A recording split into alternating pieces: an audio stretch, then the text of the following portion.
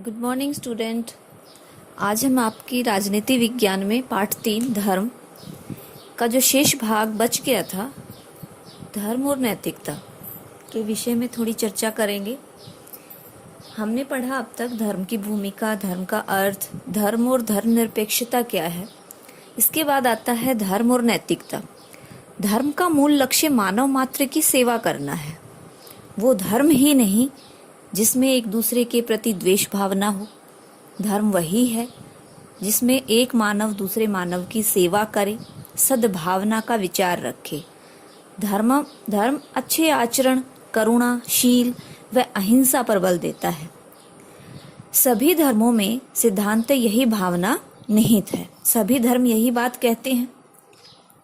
धर्म बुराइयों से दूर रहने व भलाई व सदाचार के मार्ग पर चलने की शिक्षा देता है।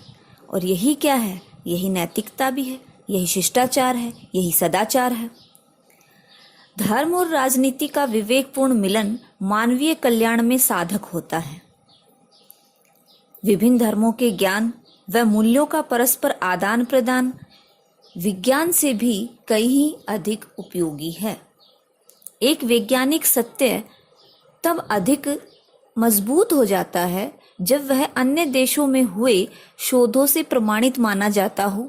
जिस प्रकार विज्ञान के क्षेत्र में कुछ भी विदेशी नहीं होता, उसी तरह धर्म के क्षेत्र में भी कोई सांप्रदायिकता नहीं होनी चाहिए, कोई भेदभाव नहीं होना चाहिए। एक धर्म तभी उपयोगी है जब वह अन्य धर्मों से एक रूपता और समानता स्थापित करता हो। जो धर्म दूसरे धर्मों की निंदा करता है, बुराई करता है और उन्हें तिरस्कार की नजरों से देखता है तथा उनके धार्मिक विश्वासों, प्रथाओं और रीति रिवाजों को घृणा की दृष्टि से देखता है, तो ऐसा धर्म कभी भी सत्यपरक व सार्वभौमिक नहीं रहता। धार्मिक मान्यताओं और आस्थाओं का किसी प्रयोगशाला में परीक्षण संभव नहीं है। वही धर्म श्रेष्ठ है जो नैतिकता के पैमाने पर खरे उतरते हैं और मानव मात्र के कल्याण के लिए प्रयासरत रहते हैं। अलग अलग देशों में मान्यताएं व आस्थाएं भिन्न भिन्न हो सकती हैं, परंतु सत्य, नैतिकता को देश व काल की परिधि में नहीं बांटा जा सकता। नैतिक सत्य सभी धर्मों में प्रेम, करुणा व दया का संदेश देता है। सभी धर्मों के समान मूल्यों से ही विश्व में श्रेष्ठ राज्य की स्थापना संभव है। नैतिकता के नियमों का धारण ही धर्म का प्रतीक है। धर्म का क्या प्रतीक रहा? नैतिकता के नियमों का पालन करना। और नैतिकता के नियम क्या हो सकते हैं?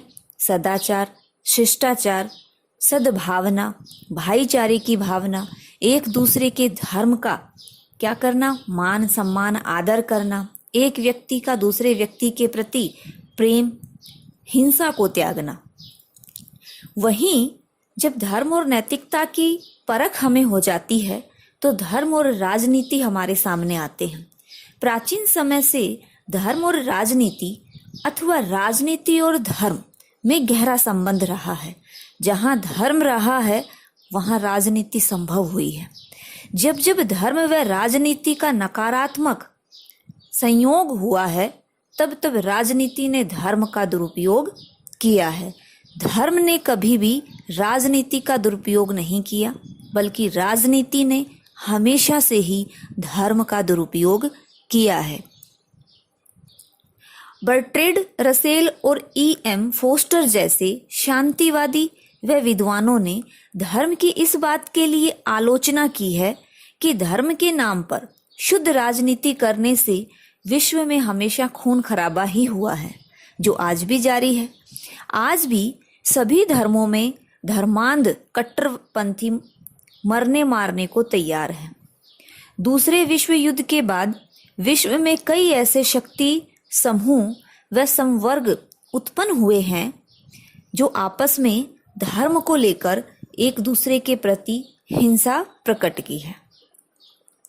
प्रारंभ में धर्म शासन के लिए सुव्यवस्था और सुनीति का संस्थापक बना, लेकिन बाद में अनेकों शासकों ने धर्म विशेष को अपना राजधर्म घोषित कर दिया। और अपने अनुयायियों की संख्या बढ़ाने के लिए धर्म की आड़ में युद्ध हुए। इस्लाम, ईसाई, यहूदी और हिंदू धर्म से अलग हुए कुछ वर्गों ने शक्ति की आड़ में अपनी मान्यता, अपने धर्म के विस्तार का कार्य किया और धर्म की आड़ में साम्राज्यों का विस्तार किया, और इस प्रकार से उन्होंने एक दूसरे के साथ हिंसा को प्रकट किया और युद्ध किया। राजनीति का मूल तत्व है नीति अनुसार राज्य करना। नीति वह है जो नैतिक मूल्यों और श्रेष्ठ धार्मिक मान्यताओं द्वारा पोषित हो। नीति वह नहीं कि एक दूसरे के प्रति हम हिंसा करें, मार काट करें या एक दूसरे की बुराई करें। ऐसे संगठन जिनका गठन जातीय व धार्मिक आधार पर हुआ है, ऐसे समूहों ने विश्व राजनीति में अत्यंत घातक राजनीतिक व सामरिक समीकरण स्थापित किए हैं, जिनसे विश्व शांति को खतरा उत्पन्न हो गया। 21वीं शताब्दी ने समाज में ऐसे वर्गों को जन्म दिया जो धार्मिक कट्टरवाद से ग्रस्त थे। यद्यपि ऐसे लोगों की भी कमी नहीं जो धार्मिक कट्टरवाद के विरुद्ध प्रतिक्रिया कर रहे हैं। 21वीं शताब्दी समाज के ऐसे बहुत से वर्ग थे जिन्होंने अपने आप को धर्म कट्टरवाद घोषित कर दिया और जिससे समाज में अशांति स्थापित हो गई। लेकिन बहुत से ऐसे व्यक्ति और वर्ग भी थे कि जिन्होंने शांति स्थापित करने की पूर्ण प्रक्रिया को प्रयासरत किया।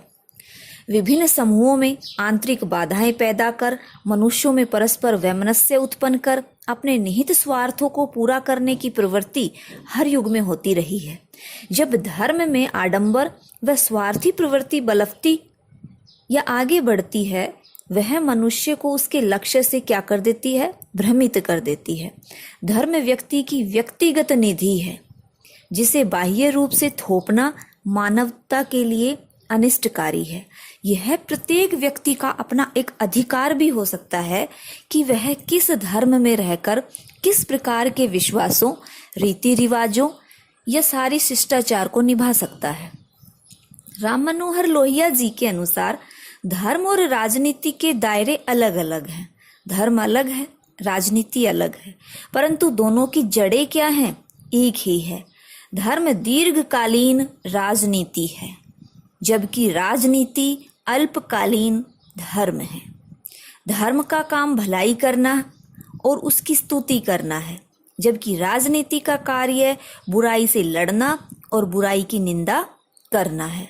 समस्या तब उत्पन्न होती है जब राजनीति बुराई से लड़ने के स्थान पर केवल निंदा करती है, तो वह कलही हो जाती है, कलह उत्पन्न कर देती है, हिंसा को जन्म देती है।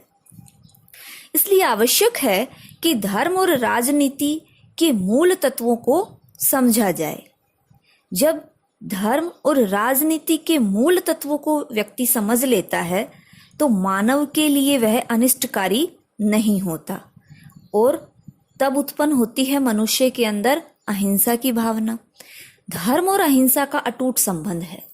अहिंसा और धर्म दोनों के आधार तत्व हैं क्षमा, दया, करुणा, सत्य, कर्तव्य निष्ठा और ईमानदारी। इन सभी तत्वों को सभी देशों के सभी धर्मों में स्वीकार किया गया है। इन मूल्यों के अभाव में किसी भी धर्म का गठन संभव नहीं है। जिस नैतिक नियम को विश्व में आजकल गोल्डन रूल कहा जाता है, उसे भारत में प्राचीन काल से ही मान्यता प्राप्त है। सनातन धर्म में इसे धर्म सर्वस्वम यानी धर्म का सब कुछ कहा जाता है। धर्म और राष्ट्रीयता भी जरूरी है। जहां अहिंसा होगी, वहां मनुष्य अपने धर्म में राष्ट्रीयता को महत्व देगा। जो व्यक्ति अपने समाज के लिए, अपने राज्य के लिए, अपने राष्ट्र के लिए कल्याणकारी घोषित नहीं होता, वह हिंसक श्रेणी में आता है। वह कोई धार्मिक व्यक्ति नहीं कहलाता, वह किसी भी धर्म का व्यक्ति नहीं कहा जा सकता। जब मनुष्य अपने कर्तव्य से विमुख होकर पतित होता है, तब वह धर्म की मर्यादा का उल्लंघन करता है और ऐसा व्यक्ति अधार्मिक या धर्म विमुख अनैतिक व्यक्ति कहलाता है। आशय स्पष्ट है कि किसी पूजा मान्यता अथवा कर्म कांड से विमुख होना समाज पर कोई विशेष प्रतिकूल प्रभाव नहीं डालता, लेकिन अपनी निजी मान्यताओं की आड़ लेकर जब कोई व्यक्ति या वर्ग आदेशित करने का प्रयास करता है, तब निश्चय ही समाज के विकास का मार्ग अवरुद्ध हो जाता है। जो व्यक्ति अपने मन के दुराग्रह को छोड़े, वही व्यक्ति राष्ट्र की प्रगति में सहायक होता है, और जो व्यक्ति राष्ट्र हित के लिए अपने हित को देखे, वह व्यक्ति कभी भी राष्ट्र हितकारी नहीं हो सकता। किसी भी पंथ का अनुसरण करते हो, कोई भी व्यक्ति किसी भी पंथ का अनुसरण करता हो, राष्ट्र हम सबके लिए क्या है? सर्वोपरि है। हमारा कोई मत, भाषा, मान्यता और धर्म राष्ट्र से ऊपर नहीं है।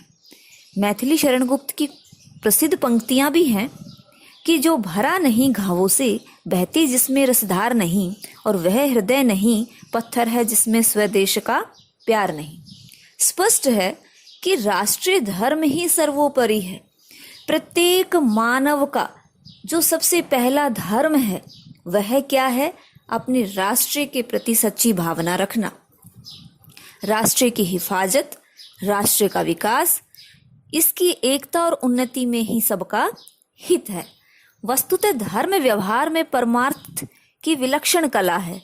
धर्म का मूल सार यही है कि हम अपने धर्म, संप्रदाय, वर्ण, आश्रम का अनुसरण करते हुए भी परमार्थ में जुटे रहें तथा राष्ट्र को सर्वोपरि माने। हमारे लिए राष्ट्र ही सर्वोपरि होना चाहिए। राष्ट्रीय धर्म सर्वोपरि है। याज्ञवल्क्य ने धर्म के 9 लक्षण गिनाए हैं। ईसाई धर्म एकेश्वरवादी धर्म है। ईसाई राजनीतिक विचारधारा में धर्म और राजनीतिक दोनों की समांतर सत्ता को स्वीकार करता है। इस्लाम दुनिया के नवीनतम धर्मों में से एक है। इस्लाम धर्म के आध्यात्मिक और लौकिक, अलौकिक और व्यवहारिक, धार्मिक और धर्म निरपेक्ष में भेद नहीं करता। इस्लाम धर्म और राजनीति के मध्य कोई भेद नहीं करता, बल्कि दोनों को एक दूसरे से गुथा हुआ मानते हैं। धर्म की राजनीति में और राजनीति की धर्म में झलक सभी इस्लामी संस्कृति वाले देशों में स्पष्ट रूप से दिखाई देती है। इस्लाम को केवल इस्लामी परंपरा की पृष्ठभूमि में ही समझा जा सकता है। 20वीं शताब्दी के अंतिम वर्षों में इस्लाम में कट्टरता में बढ़ोतरी हुई है। धर्मनिरपेक्ष राष्ट्र की नींव धार्मिक सहिष्णुता, धार्मिक सद्भाव व नैतिकता पर आधारित है और हिंसा के लिए यहाँ कोई भी स्थान नहीं है।